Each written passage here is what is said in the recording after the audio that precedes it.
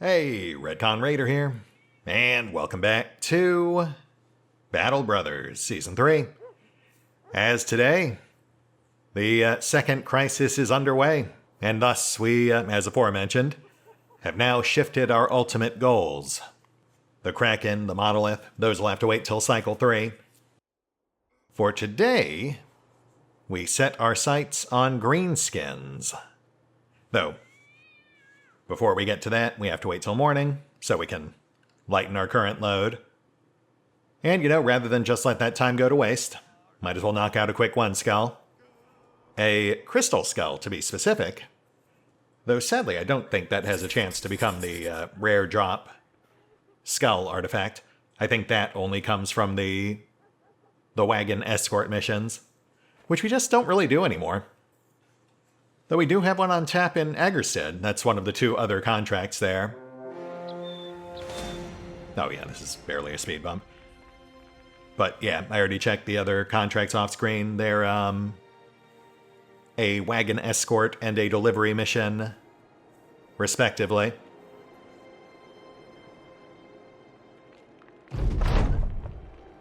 You catch a group of brigands lugging your employer's property around. They seem shocked that you have found them here, and no time is wasted trying to parley. They arm themselves, and you order the Retcon Raiders to charge.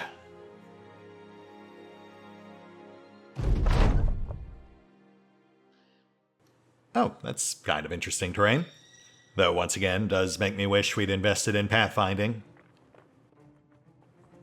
Not a huge deal, though. Honestly, of the guys over yonder, I see approximately one actual threat.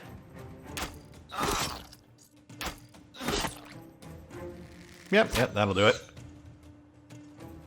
A swift shot let fly. A pilfering pikeman poked through. The rest of the ruffians returned fire. A clatter of errant arrows raining about, followed by the meaty thud of the throat-shot thug. Sadly, no one actually gets credit for death by DOT, but we know in our hearts it was Bowman. And the rest of the raiders moved in, even bolder than usual. No semblance of formation, simply jockeying to be first in line. As they waded into battle against these woefully overwhelmed whelps? Yeah, I guess that works. Just trying to change up my vocabulary a bit. I have noticed I have a few go-tos I tend to repeat ad nauseum. But that goes against the nature of the series. Half the reason I do it this way is so that I can flex my vocabulary and, fit in a metric ton of absolutely awful wordplay. But, there is a fine line there. Sometimes I just fall back on alliteration because the jokes can sometimes get so opaque as to be indecipherable. The raiders engaged, working their way around awkward terrain.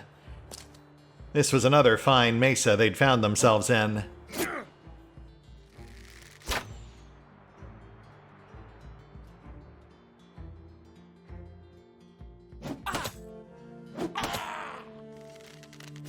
The lead lout listed.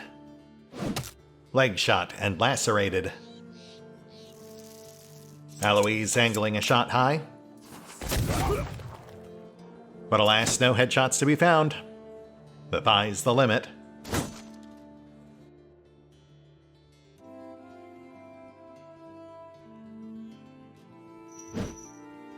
Random flailed about.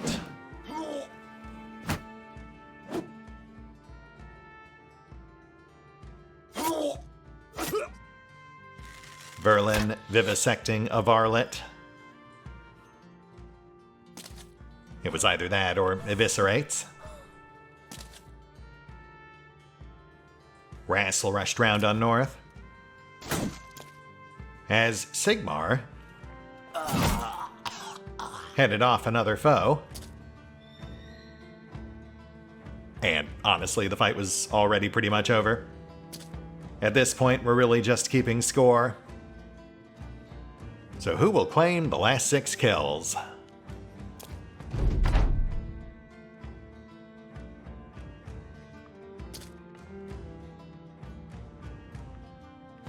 Ah, shoot. Awkward.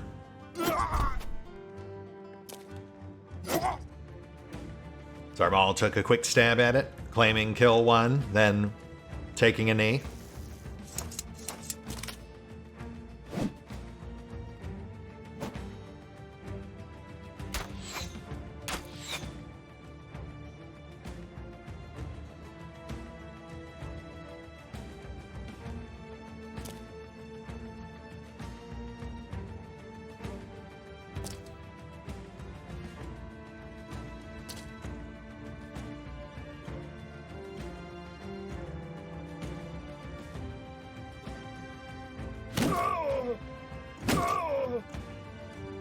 Rassel beat a bandit bloody.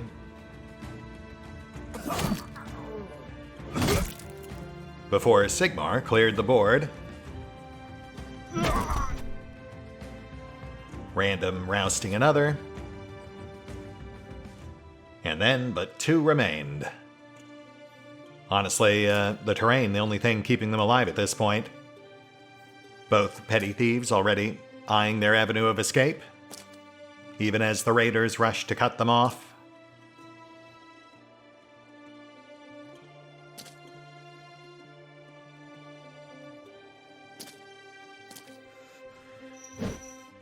And the first made his move, just narrowly avoiding a random fate.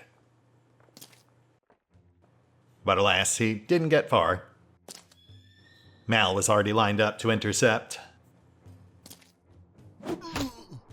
The other archer staying put, sticking it through. Not by choice, mind you, but with a bit of assistance on Valin's part.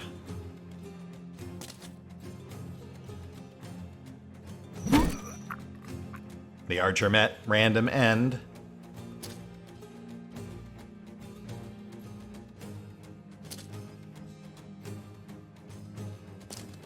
And Mal blocked off the final foe,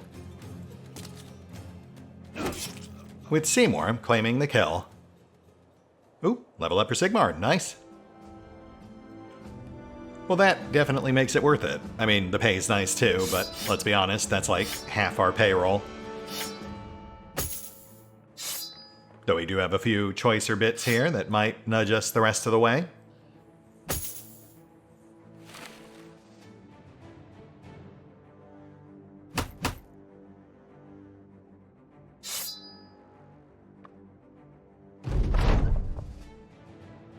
Alright, let's get this thing back. Then we'll take on the delivery mission, I think. Again, pretty paltry payday, but, you know, it'll take us back in the direction we want to go anyway. So it all works out. Though we will. Roundabout, just in case. I want to say we saw an enemy stronghold out here once. Rabe of Agerstead grins as you enter. Sell sword, will you sell me word of your success? You take out the artifact and place it on his table. Sure. The man jolts forward in his chair and takes the item away. He turns back to you, calming himself, returning his composure. Good. You did good. Very good. Your crowns, as promised. Thank you kindly. And off we go. Oh, right. Seymore, let's go ahead and get you taken care of. We'll take the melee, we'll take the MDef, and...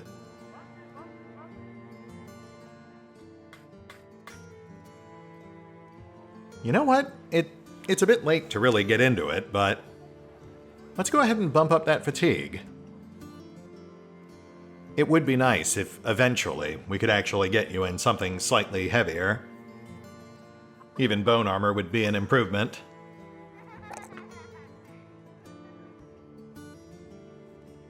Alright, one sec. Let me take care of some quick trading here. lighten our load, free up some space, etc.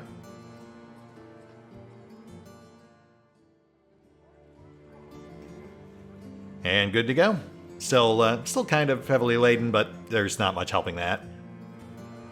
The caravan escort has timed out, but thankfully we've still got the delivery run, so we'll grab that, which takes us back out towards Helvik. And then that, in turn, will set us right back on the cusp of the wildlands. For, as aforementioned, given the current crisis, I do feel like the best narrative direction to take things in is to seek out the Goblin City, which, unfortunately, we have not actually uncovered before. I thought we might have, but after exhaustively poring over what we've thus far revealed, there's sadly no sign, but that's fine. It gives us an excuse to go wandering. And I suppose we should also grab that contract. That way it's not purely self-indulgent. Let me just skim the markets real quick.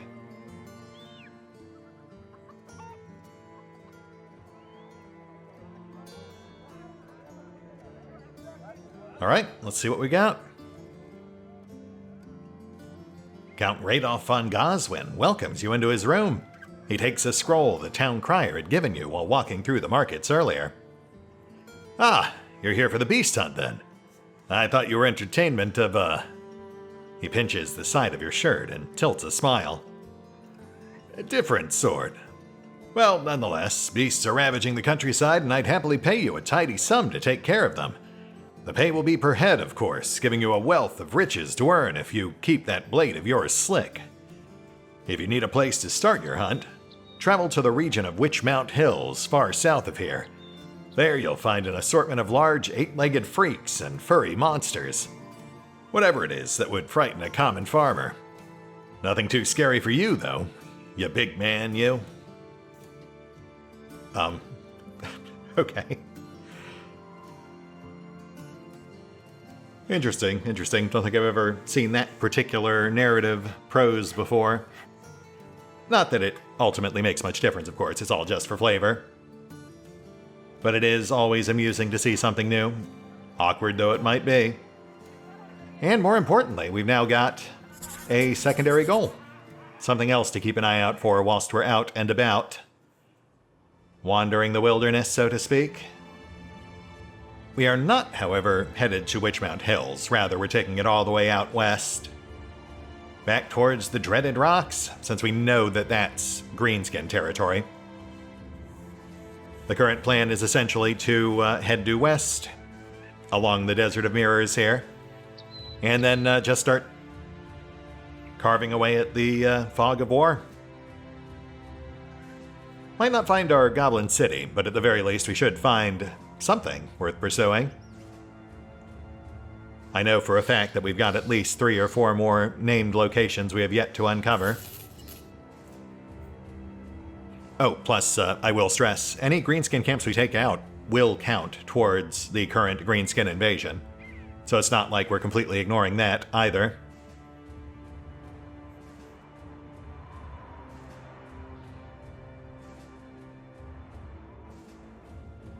Wending their way west, the raiders expressed some slight confusion.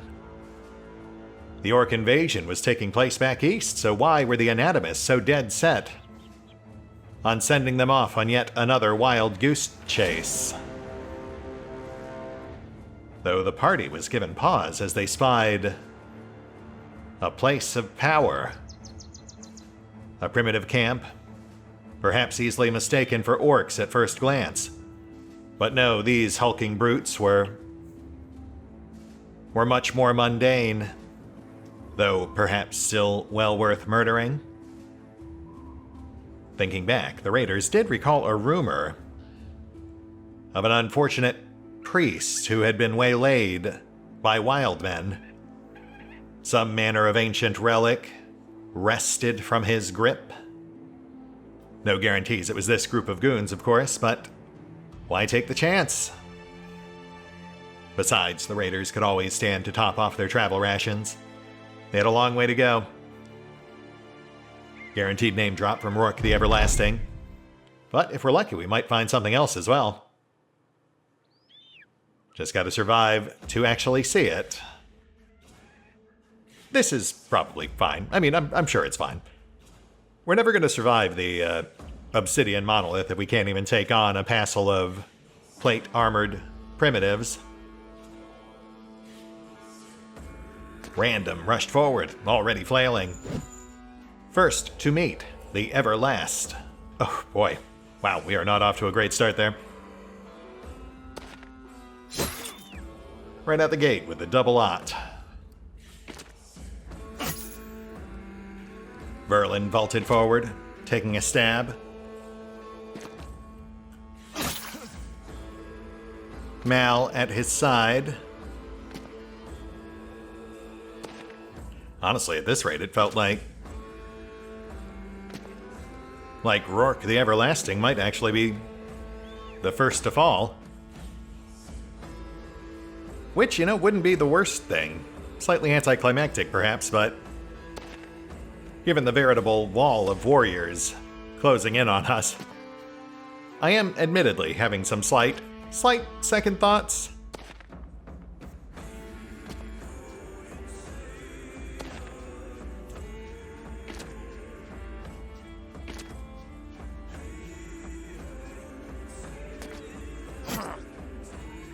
Zarmal zipped in on north, shouldering a burden.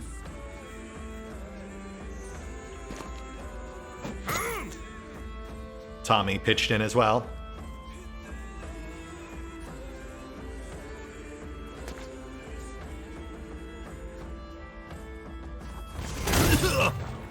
Shrapnel clattered off crude forged cuirass. Arrow taking aim. No easy targets this time out, but still some blood drawn. Doubly so as Rax removed a limb. Though Seymore had slightly less luck.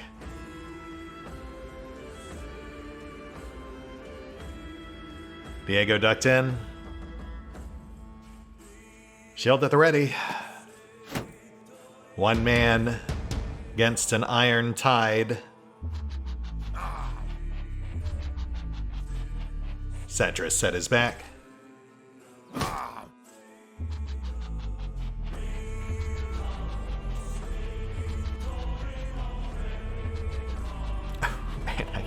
I hate that. That is anxiety-inducing.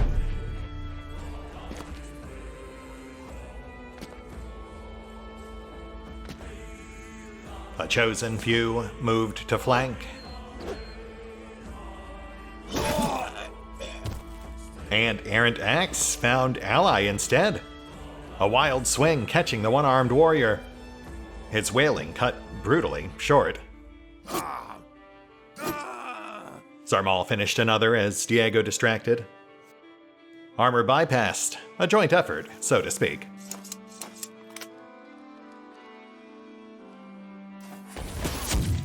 Alois and Tommy kept Rourke off kilter.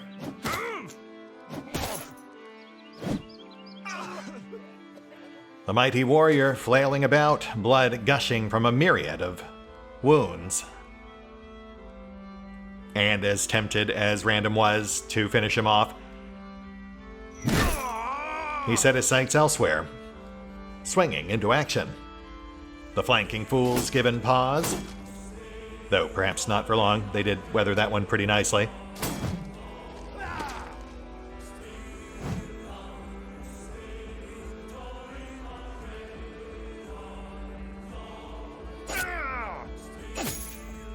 Verlin deigned to stay focused. Rook as well, both anatomists unerringly eviscerating the unfortunate chosen target. Arrow drawn and stringing things out on south. Oh right, we have drummers too. That is actually a bit of a problem.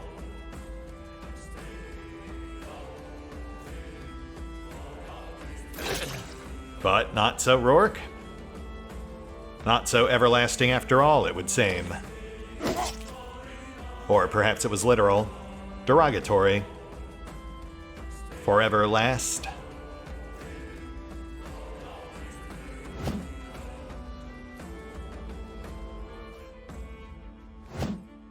Alright guys, I'm gonna need you to actually land some hits here.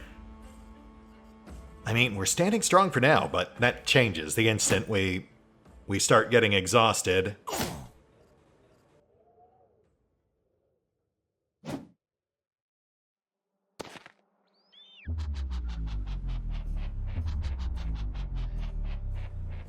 Yeah, still hate that.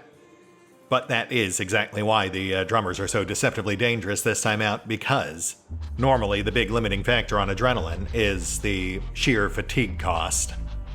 But the drummers partially offset that.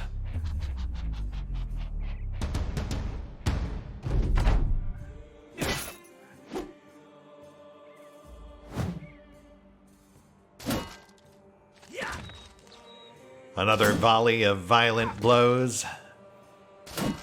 The raiders set back on their heels, but shields standing strong.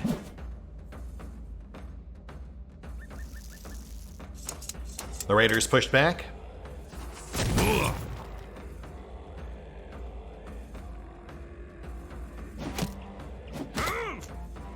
And sure enough, on south, the first fearsome foe faltered.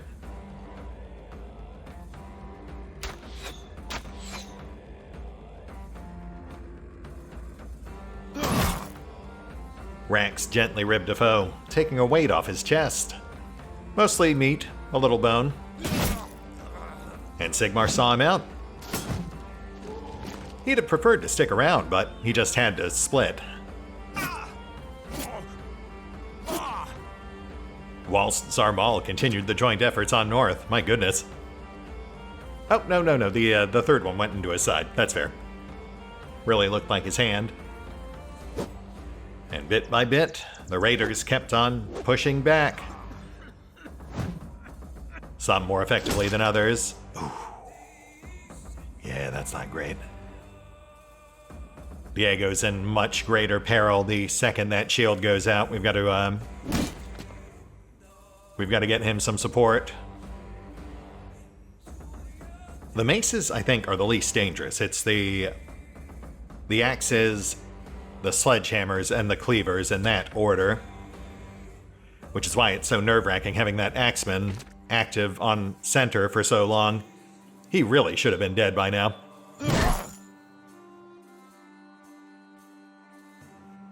Random held, awaiting another wave.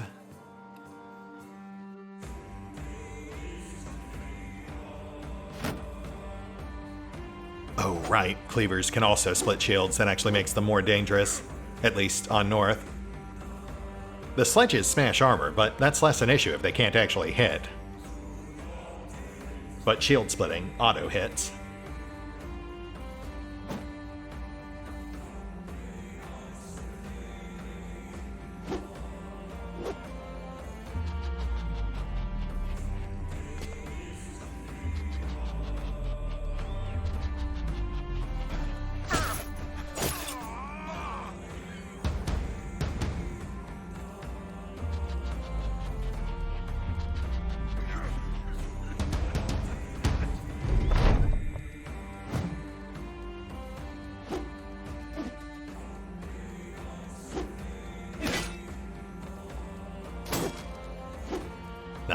Nice.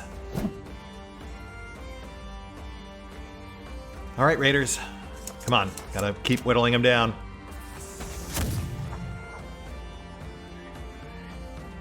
Tommy held his ground. Not an ideal frontman, but better him than Alois.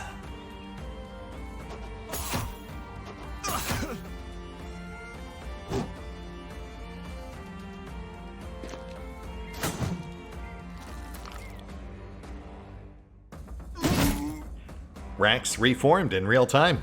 Right, about time we got some use out of that regeneration. And Diego's shield dashed aside. Just like that, things got 1000% more serious. Zarmal finishing his own foe, then moving up to assist.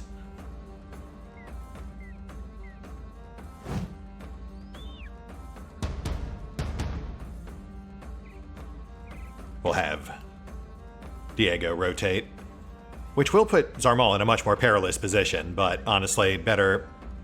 One, I think he's better equipped to deal with than Diego sans shield. Though again, we really need to whittle these guys down. 3-on-1 is an unenviable matchup for anyone, regardless of defense. Oh boy. Nice.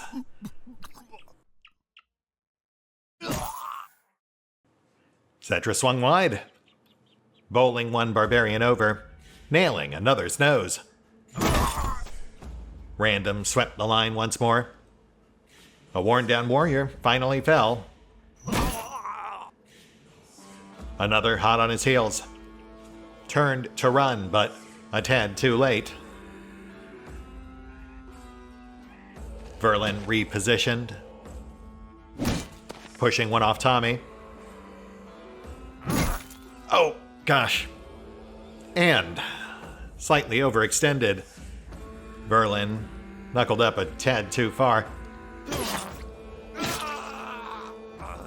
Mal mauled one more, but another still yet remained.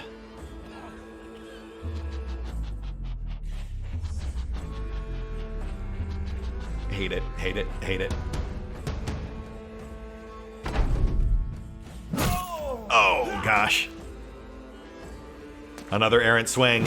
Oh, jeez. A few more. The Raiders finally pushed back, gasping. Weariness taking its toll. A price paid in literal pounds of flesh. Zarmal elbowed out. Tommy aside. Rook finally landing a telling blow. Okay, that helps. We're now more or less clear on center. And Rax rushed north, wrecking the first Cad to catch his eye and his axe. Seymore surging up as well into an even more precarious position, but one that needed held.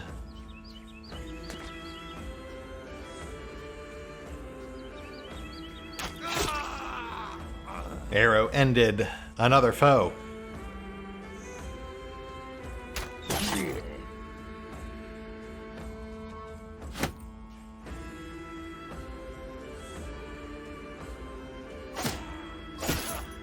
Diego desperately distracted a dastard.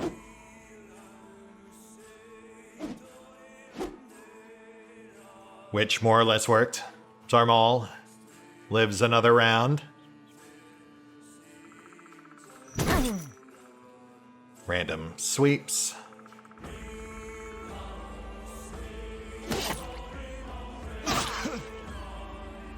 Mal mauls.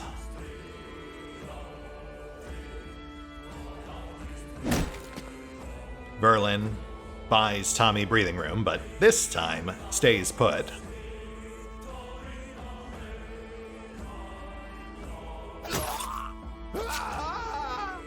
Zarmal zaps another. Nicely done, my friend.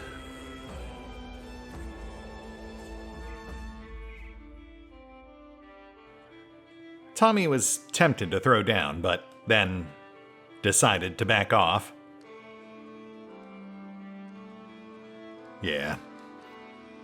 Yeah, not worth the risk.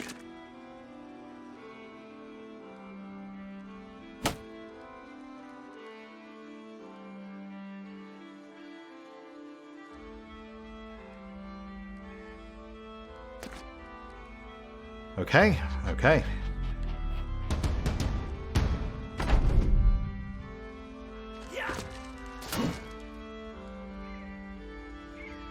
The tide finally turns. Despite the ceaseless beat, there's only so far all those adrenaline rim shots can get you. But man, things were really looking a bit fraught there for a round or two, and technically we're not out of the woods just yet, but we are bit by bit, limb by limb, whittling them down. Nicely done, Seymore. Why don't you go for a walk?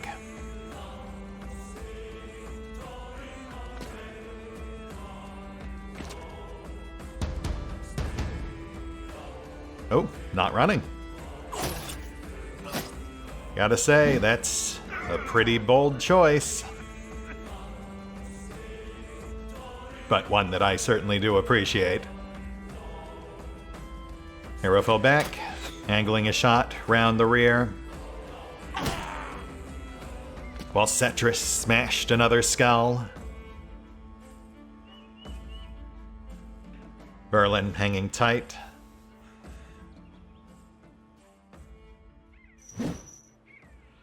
Oh boy. All right, Mal. There we go. Gotta get you out of that gas. But, you know, you got it done. So, you know, no real complaints.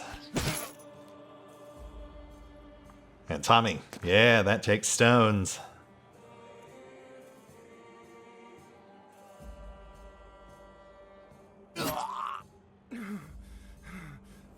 Zarmal finally tapped out. Expedited, I'd imagine, by the compound fracture.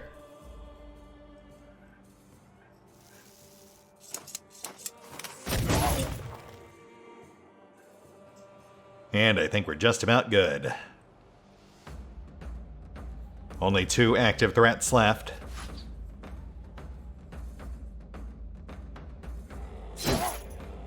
Make that one. Courtesy of Rook's Pike.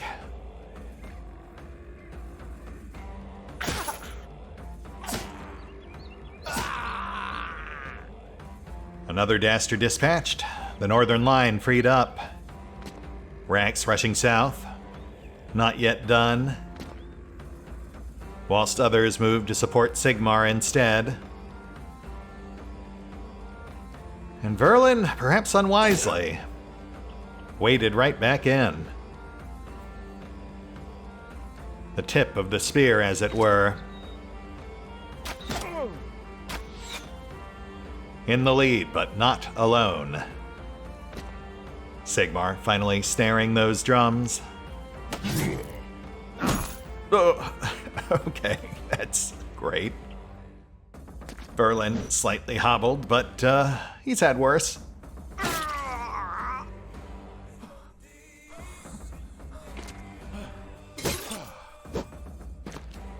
The last few louts, making a break.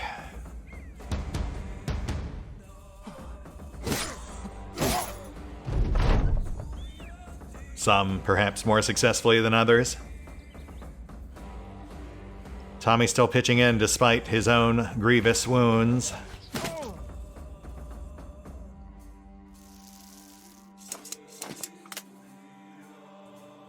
Guy off right is good as gone, but I think we can bring down the hammer.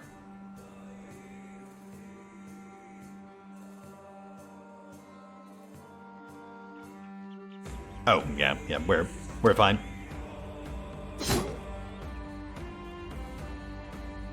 Hi.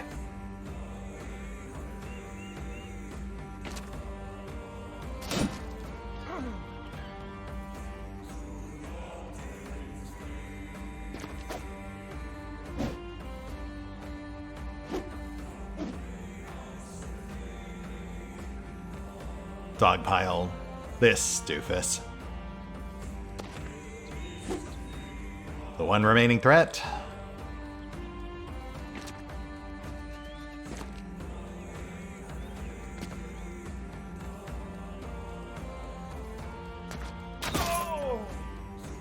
Now officially broken. The fight all but won. And my goodness, a hard-fought fight at that. Man, I've got to say, I think that is the most pushback we've had in quite a while.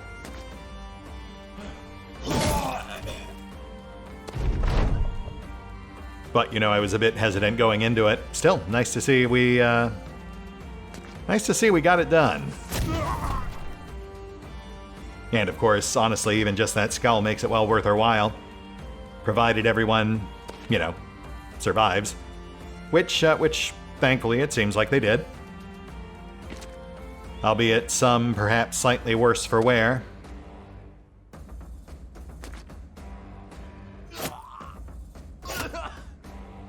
Also, I suppose, slightly less than ideal considering this whole thing was a glorified detour.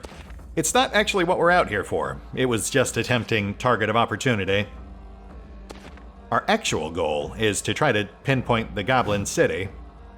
And now we've got 3 raiders sidelined. Slightly less than ideal, but not the end of the world. Hi. Yeah, Drummer's no real threat. He's just a symbol. And look at that, level up for Zarmal. Take some slight sting out of that fractured elbow. Oh, but there's our prize, the blood-drenched tribal visage. Oh, wow. Actually pretty light. Minus 10 fatigue on a 250 helm. That's actually pretty fantastic. Plus our rumored relic, Masterwork Skin. Legendary light armor, not much to look at least not at a glance, but considering the number of nimble bros we've got, again, definitely something we can use. Plus our shield. Thankfully, with the blacksmith on tap, it was not entirely destroyed.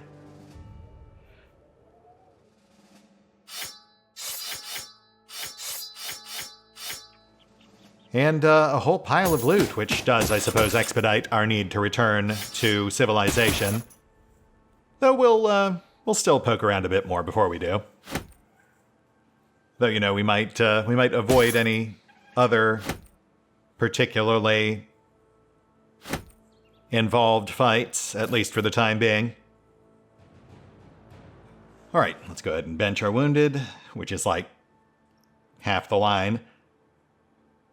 As far as the gear goes, I am not certain about the helmet, but I think that armor will almost certainly go to Seymore. Finally give him some proper coverage. I like the gladiator look, but as aforementioned, it is essentially inferior to basic bone armor. The main reason I had it on him is simply because he couldn't afford the weight. But the second skin, I think that might be a good fit. I'll just have to, I'll have to crunch the numbers. No rush though, he's sidelined while Mal's out. As for Zar, pretty straightforward, I think. Melee, double defense. Though we do at some point really need to shore up that resolve. As for the rest, we are pretty far out into the wild, probably shouldn't push our luck. Given that we do need space anyway, let's go ahead and burn off one of those Apothecary's Miracles. Yeah, we'll get Verlin patched. Really should figure out what we're doing with these last few potions, too. I do think the Dastard's Valor is going to wrestle. He just hasn't been sidelined yet. He'll get that next time he is, since at the moment we can't afford to go without. And you know what, we've still got a few minutes left. Not enough for a full-on fight, but we can at least get eyes on. We'll do some simple scouting. Who knows, maybe we'll get an event, he said. As he instead set eyes on the rallying stone of the elders. A place I'm thinking we might give a wide berth, at least for the moment. But good to know where it is. You know, we might... No might about it. We will circle back on that later. Just, perhaps after we've caught our breath.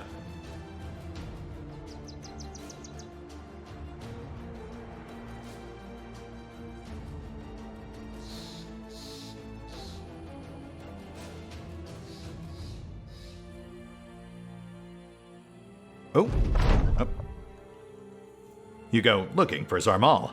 The mercenary had taken quite the injury last you saw. The man, however, is in high spirits. He turns to you, taking a break from sharpening some steel. Need something, sir? You inquire about his injury. He shrugs. I don't die easy. I ate a lot of lettuce growing up. One might say I'm hard to... kale. Oh, buddy, even by my standards, that one's pretty rough. But you know what? I don't have much room to judge, so I guess I'll just leave it be. Good to have you back, though. Nice to have another man off the bench. But this is what caught our eye right before that happened. One of our ever-dwindling list of remaining legendary locations. Let's give it a peek. A golden man the size of a castle sits atop his stone throne with such august stature. It seems even he, as inanimate as he is, should rule the land. And perhaps the world would be better for it. This non-speaking entity with such awesome presence would make a finer ruler than the lot of skunks you constantly run into. The bulk of the statue rests upon an enormous disc made of spiraling square stones. Were they coffins, it'd take all of 2 bricks to store the RetconRaider's whole. Tommy Two-Tone tilts his helm up. If it ain't the biggest thing I ever seen, I don't know what is. Rassel smirks and makes a reach for the sellsword's crotch. I thought the women folk said that little worm was the biggest thing to ever be seen. All right, easy, bud. As the company laughs, you step forward and look up. You're not much for kneeling, but you feel the urge here. The statue's staring out at the world with firm authority, and its hands are out at the sides, one upon a sword staked into the earth, then the other supinated, as though to weigh justice herself. You nod at the golden sheen present before you. That there is not a single scratch of a would-be robber suggests its austere presence still has some ethereal grip on the world. But that doesn't make any sense. Any smart man would be nicking a fair share from the statue's shins alone. A few mercenaries ask if they can have a stab at collecting some gold for themselves. There's no harm in it, you suppose? The statue is so huge, perhaps it scared off the lesser scapegraces by superstition alone. You've no reason to let a good thing go, like a nearly endless pile of gold shaped into something pretty. To hell with history and the artistry. You tell the men to have at. They leap to the task with the tools available, but the second Verlin makes contact. He falls limp and slumps against the statue. King's Rook goes to help him, brushes the enormous toe there, and collapses atop the other anatomist. Just as the company begins to panic, the 2 anatomists bolt back to their feet and start screaming about amazing sights. Sights beyond this world. Sights of the future itself. Invigorated by this, the company gladly runs themselves into the statue, the lot banging against its giant toes and falling backwards like mimes unexpectedly finding a very real wall. It's the most ridiculous thing you've ever seen, but each man springs back to his feet, spilling out fantastic stories. You shrug and walk up to the statue yourself, standing before the big toe with its big toenail. The men urge you forward. Sighing, you put your hand out and touch the toenail. Nothing. Nothing happens. You fist the gap between the nail and the golden flesh. You angrily put both hands to the toe like it owes you money. Nothing. Well then, looks like you've riches to harvest. You draw your sword out. It's time to strike gold. You swing the sword, but the second steel touches gold, the sheen of the world flashes over you as though you'd struck the sun itself, and drew blood.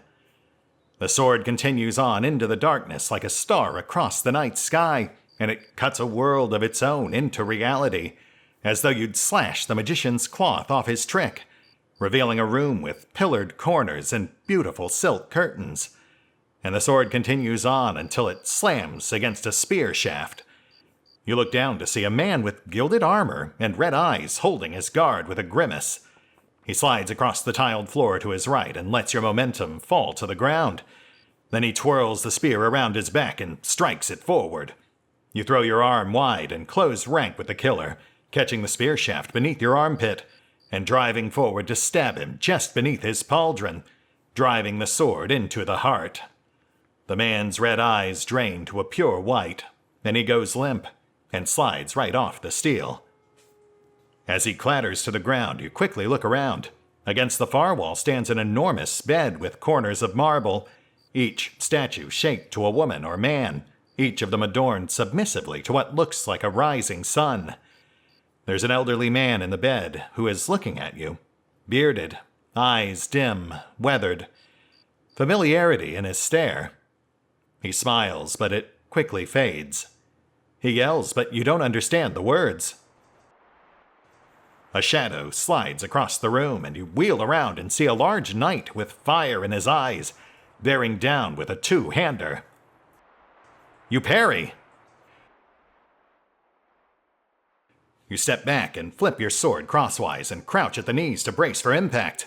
The killer's two-hander slams against your sword, and just like that, the world snaps away. And, still frozen in a parry, you can feel the issuance of time and space fly by your sides like a plow wind, and ungodly amounts of suffering, screaming, living, and dying, and in the far distance a speck of light that fast approaches until you arrive back in your body. And your sword hits the statue and swings backward so hard it flies out of your hands and sails through the air until stabbing into the earth with an earthen chunk. The men look about one another. You go and fetch your sword. I think you broke it, sir, says Arrow Bowman as he gets handsy with the pinky toe. You tell him and the rest of the men to pack their things. It's time to leave this place. Looking at the statue, you see that it is all rusted bronze now. You think to ask one of the mercenaries if it had been gold earlier, but you already know the answer to that. Instead, you stare at the head of the statue. At the face. At the very familiar face. Ooh. A bit wordy, but still lots of fun. Yeah. I've got to say, it's funny coming back to this game after so many years. I had no idea there was so much meta-narrative hidden in the various events.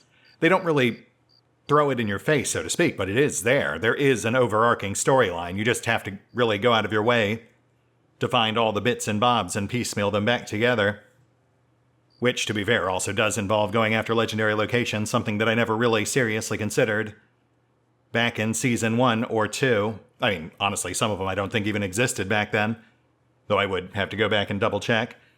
I want to say Season 2 coincided with the launch of the Deserts expansion, which is essentially what brought that season to an early end, since I then realized the game was still under active development at the time. But not so now, hence why we finally get to explore all the content we skipped the first time around. Including, I suppose, those legendary encounters. Yeah, I mean, I am intrigued enough by the narrative that I would like to kind of poke at all the nooks and crannies. Still loath to go after something like the Sunken Library. But, the rest, though. The rest all feel like they're pretty fair game.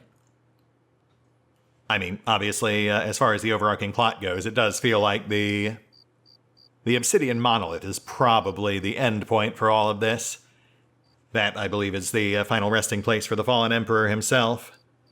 Us in a past life, perhaps. So yeah. I guess that is officially on the to-do list. Anyway, really, sorry, just kind of talking out loud, trying to figure a good narrative endpoint for all this. Series has run longer than I really anticipated. But I'm still having fun. We're still seeing new things, and it's, I will say it's very neat trying to kind of knit all of this narrative together. Both the in-game and out. Who knows, perhaps that's the meta-narrative behind our mysterious anatomists.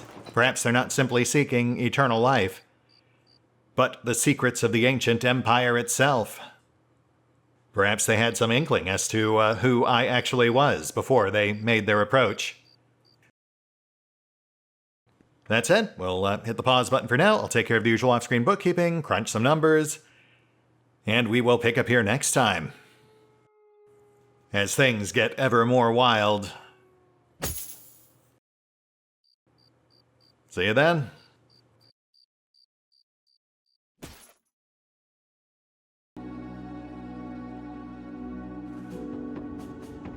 Oh, and special thanks to the Raiders, the fine folks who help make these videos possible, including but not limited to Eerie V23, Revenant, Alois, Bowman, Drakiith, EgonAlter, Exsellsior, Gottlieb, James Trimmier, Lady Shayna, Mark Giemza, RandomPassrby, RobbyB, Triphoppenskip, and Valinrook. Thanks for your support, guys. That said, if you'd also like to help support the channel, then feel free to push the buttons that do the things. Trust me, it does make a difference. Or you could even check out the PayPal, the Patreon, the Nexus GG, or the YouTube memberships. Links are in the description.